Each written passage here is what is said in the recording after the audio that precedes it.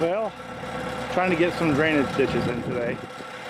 So I gotta kind of rough things out. It's gonna look kind of ugly, but that's where you gotta start so this stuff dries out some. You know, machine runs beautifully. So I'm just gonna turn the camera on and go dig and dig and dig.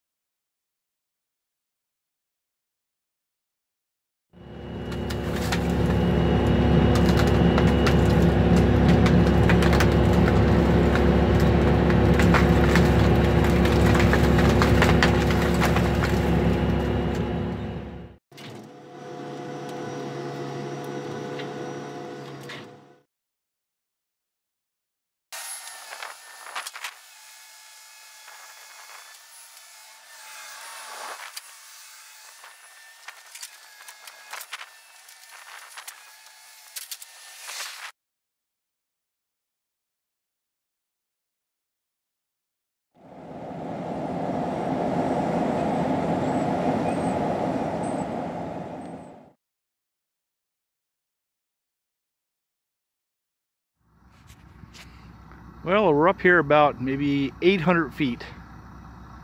This is about the halfway point.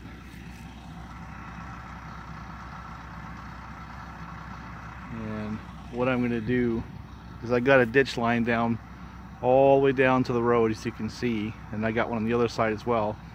But I have this ditch, that's the first one I did, that goes out and then down, daylights in the grass. So this has been picking up a little bit water I've been running. And he wants a pond right there. I'm going to dig all that garbage out right there. I'll throw it down over here somewhere. I'm going to dig out his pond because we're going to put a ditch line that way. In order to run water towards his cows, he needs some water. And try to dry this whole section out right here. And then what I'm going to do is let this sit for a while. Just let it sit until I can get down in here with my dump truck. Where you're looking right here, from this section right down to where I finished digging right there, this is all swamp. I mean, this was just all spongy. Right to about where those trees are. But that area there, I had to dig it all out because it's just all spongy stuff down for about 3 feet.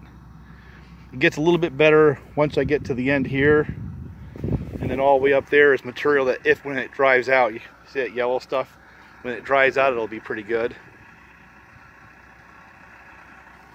But all that stuff there where it's darker colored, that was all like loam.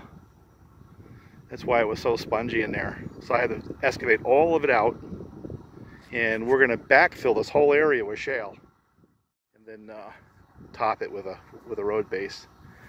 But you got to dig that soft stuff away. You got to dig the grass and the root mass and all that darker stuff.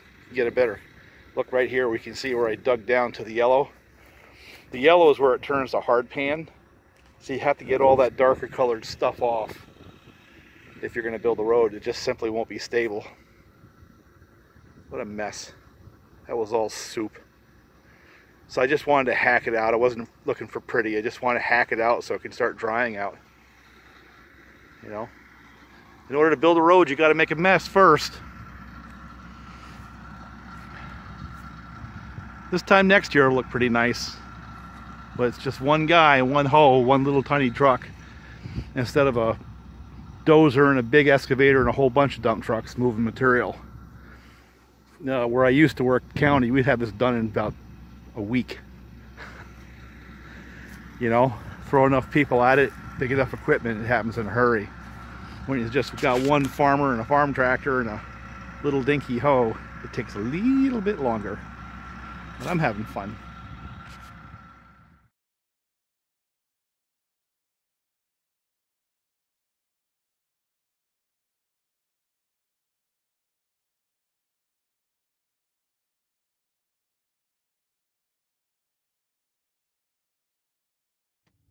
I'm going to give it a shot and see if I can get down the road. I'm putting the weed whacker away for the day. Dug a little bit of a holding pond and a bunch of ditches, and we're supposed to get a bunch of rain tonight.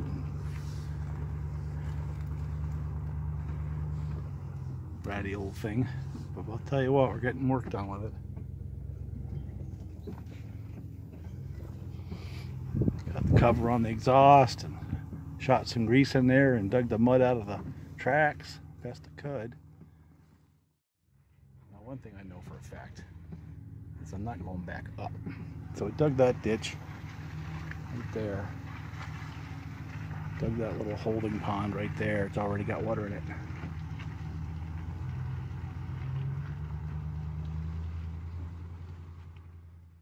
Ditches are draining. I think if I get past this section right here, I'll be all right.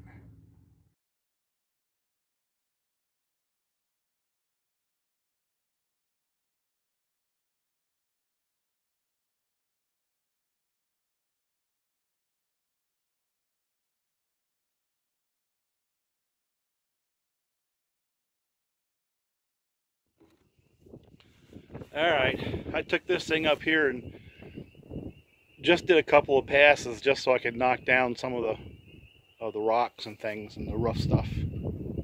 So let's just take a walk. This is not the camera, this is my phone. But basically I've gotten through this swamp. You know, the rest of this up here, that's really not going to be that bad. I'll wrap that out in a day or two. But getting through the swamp and getting the drainage going was a major task. I've got this ditch on the right hand side because there's water leaching from that side there. So as it daylights, it'll come up in the ditch and go down the ditch. But it may not show with a camera, but I've got this graded off to my left. And as we walk down through here, you'll see that I've got a place for the water to get off right there. And a little holding pond. Now what's going to happen with that is I'm going to actually take another ditch and carry it down to my neighbor's cows. He needs the water for his cows. So I've agreed to put a ditch there for him. Bring that water right down to him. And there's a second place where it can go. So again, it'll come down this left-hand side if it leaches onto the road and go off there.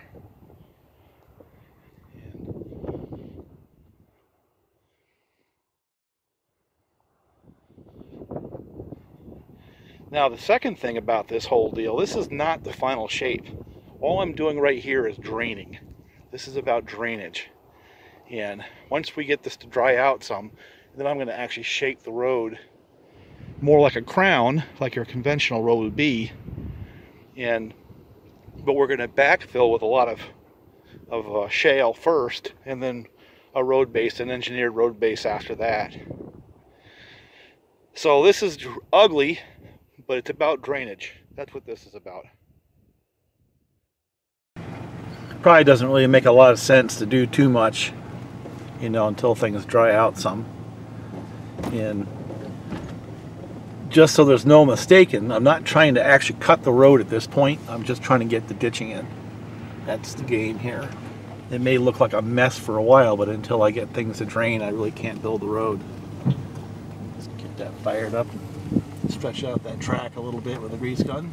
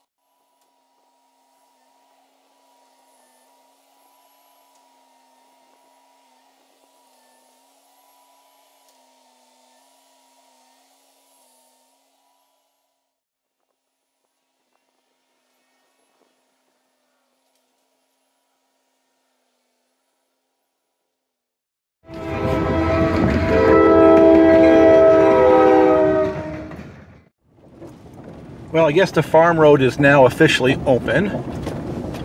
Seeing as I can get down the road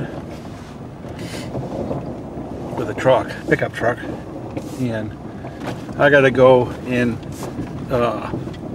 check on the excavator before the storm comes in. I'm not gonna run anything today. I think I've done enough. Pretty much have to let things dry out at this point, which kind of was the plan. I kind of got a little more ambitious, but I had to bust it open in order to let it dry. Otherwise, it'd be muddy all the way until July, you know. It's pretty cold this morning. It says it's like 25 degrees. Everything's all froze. So I'm going to get down here and put a cap on the excavator and dump some gear oil in the swing gearbox because it seems like it's leaking. Really can't do much by cleaning the tracks because right now it's all frozen ice, which is also why I don't feel like running it this morning. I don't want to burn all that ice through the tracks and risk pitching the track off because I can't get it clean. But I started going through the numbers. You know, when I first got into this road job, I knew it was going to take me a month or two. And then you get into it and realize, yeah, it's going to take a month or two. And part of what it is you got to think volume, right? And if I've got off the top of my head roughly 1,300 foot long, 14 foot wide, you know, you multiply that and divide it by 27 in order to get cubic yards, assuming 1 foot deep. There's roughly 700 cubic yards of material that I got to haul off site. All right, so you figure 700, and my little dump truck takes 7 yards. Well, guess what? There's 100 loads of material that I've already cut off that I have to haul off that site. And if you figure 25, 30 loads a day, we're looking at a couple of days of hauling just right there, just to remove the spoils. Because what I plan to do is take all the spoils that I cut off that drive, that road, and move it up and let it dry out because it'll be good dirt for other projects. And then another 100 loads back because I want to take the dry material off the hill and build the road back up with the drier material after I've cut the base in. And what I did is I'm basically cutting the loose dirt off the hard pan because it's a loamy soil and it'll never really compact to make a road base. So by cutting all the way down to the hard pan and then building up from there, I have a fairly solid four-wheel drive. I'm on ice.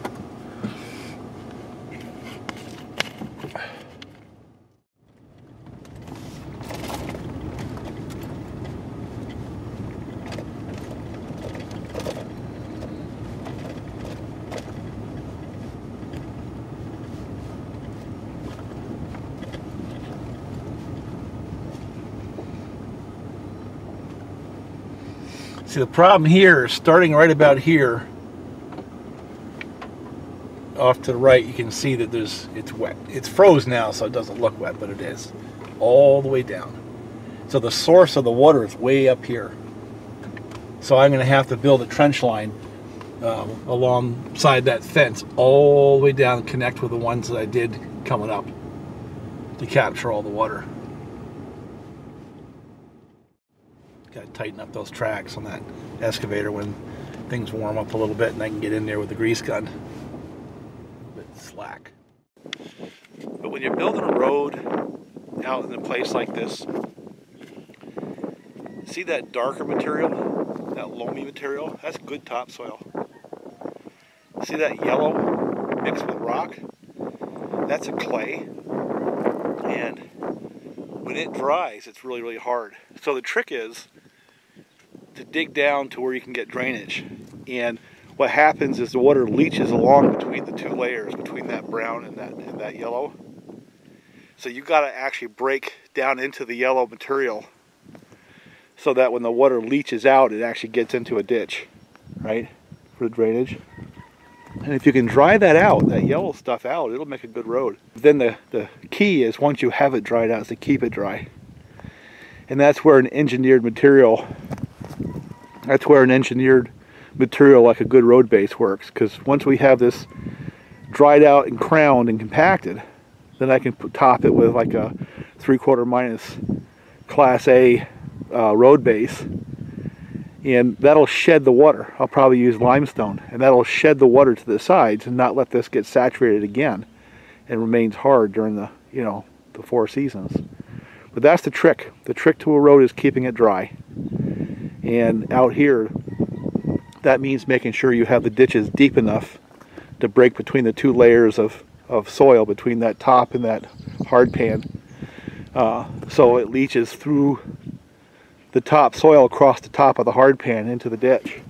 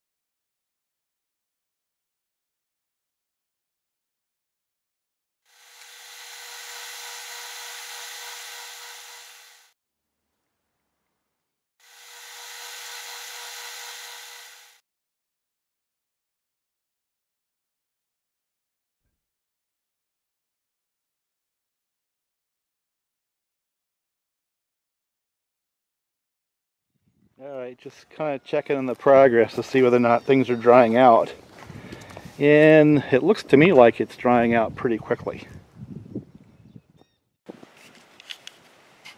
Alright, temperature has come up a little bit, and I took a couple of days off, so I didn't have a whole lot of progress. But last night I came in and I started shaping this hill, and it presents a couple of issues that you really can't see on the camera, but there was a wet area that was actually artesian out of the ground that I had to sort of work around, which is why it's doing what it's doing. And there's a wet spot up in there, so there'll be a trench that goes from there all the way down to there.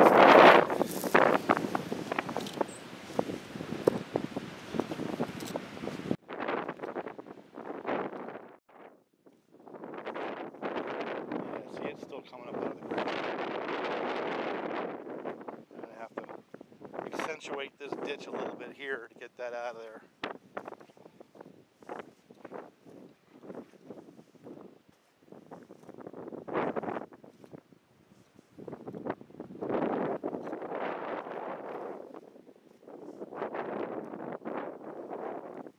Draining the swamp, that's what this is. But I figured I'm going to record the first trip up the road.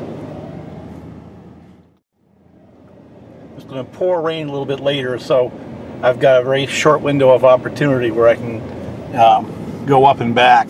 So I wanted to do that, and I know I have a little bit of a problem up here, but I just want to document the first trip up the road.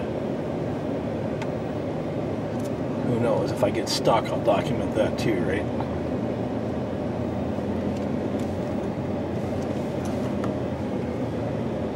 This is where it's going to be a little bit dicey.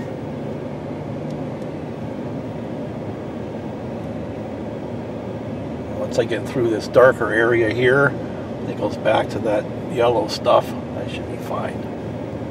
So that's what I got to get to. No problem. Look at that. This is pretty steep right here. This is a lot steeper than it looks. down. So this is the first trip up and down this road.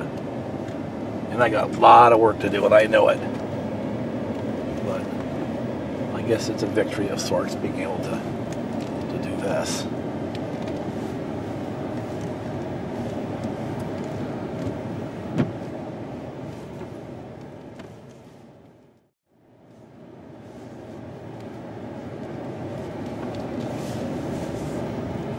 Packed it a little bit too. How's that? I think the really cool thing is I'm doing it in two-wheel drive. I had my little trout stream before that I worked on with a shovel, and I got it running pretty good. And that's going to help an awful lot, just getting the water out from underneath the road.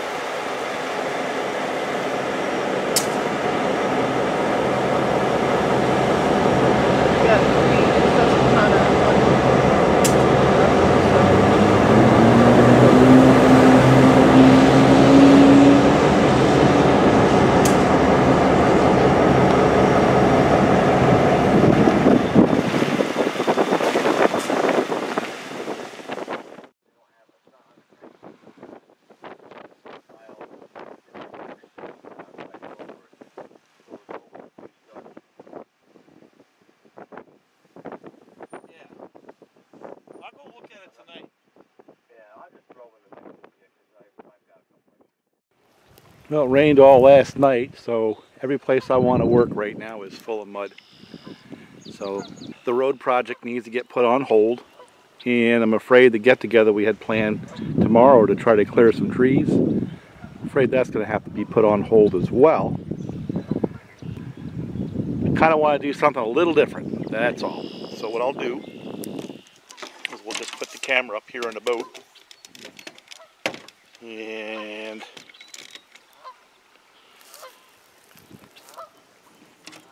take this setup from last year, kind of a cheap ultralight setup that seems to work okay, and I already had a lure on it, so I just figured I'd pick it up and pull it out of the truck, and because that's where it was, and cast out there and see if we can train some fish.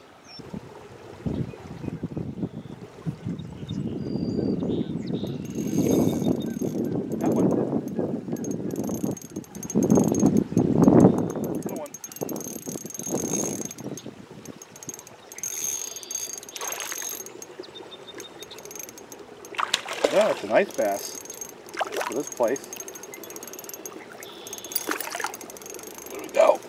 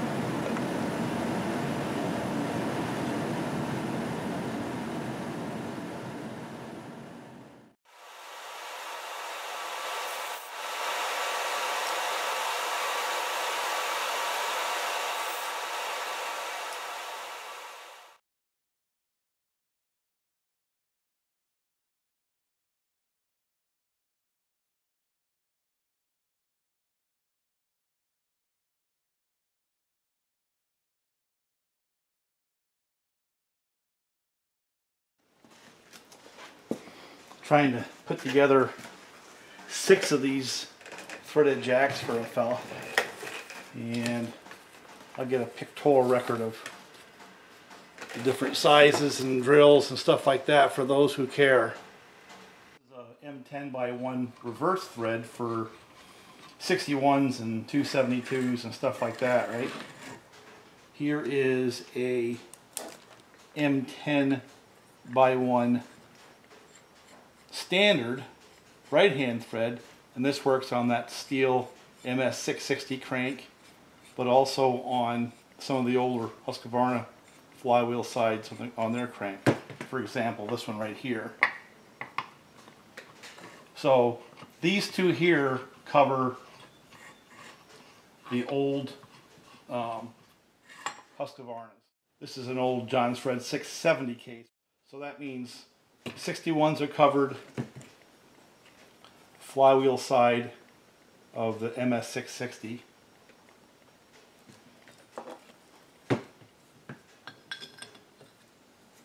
This is an M12 by 1.25 reverse.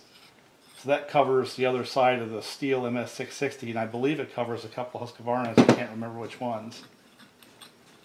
And then, of course, you have the M8 by 1, which is on a lot of the Husqvarnas. A lot of the different Huskies have got that. And then for the Husqvarna 372, 385, 390, the M14 by 1.25 reverse. So that's what I've got. What I'm missing, and I don't have a crank to test it on, is that other size, which is the M10 by 1.5, I think it is. Reverse thread. Because there's a chance I've got that tap. I've got a couple of coarse thread, reverse thread M10s in here. So I have a 357 XP carcass right here with a good clutch. So what we're going to do is pull the clutch off.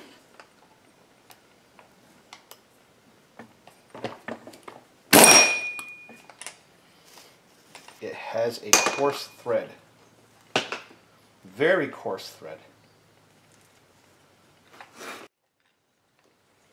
Take a look at that. See if you can see that with the camera.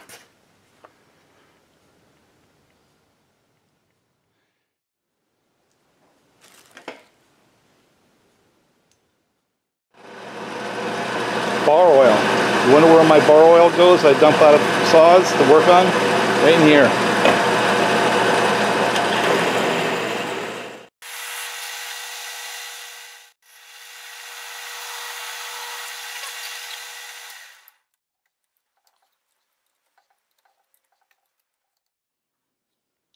I guess I really never thought about doing these for all the different Husqvarna saws because I figured most people would just buy the standard, Husqvarna shop tools, because they're cheap. They're like 40 bucks, 50 bucks delivered. And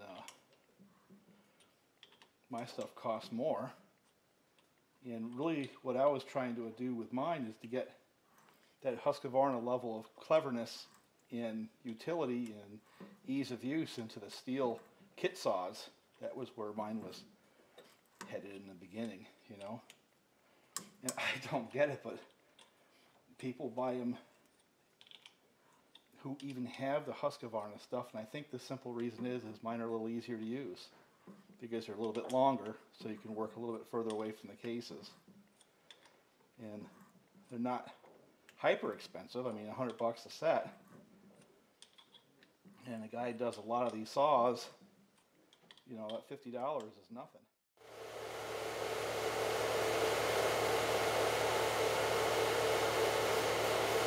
Bitch.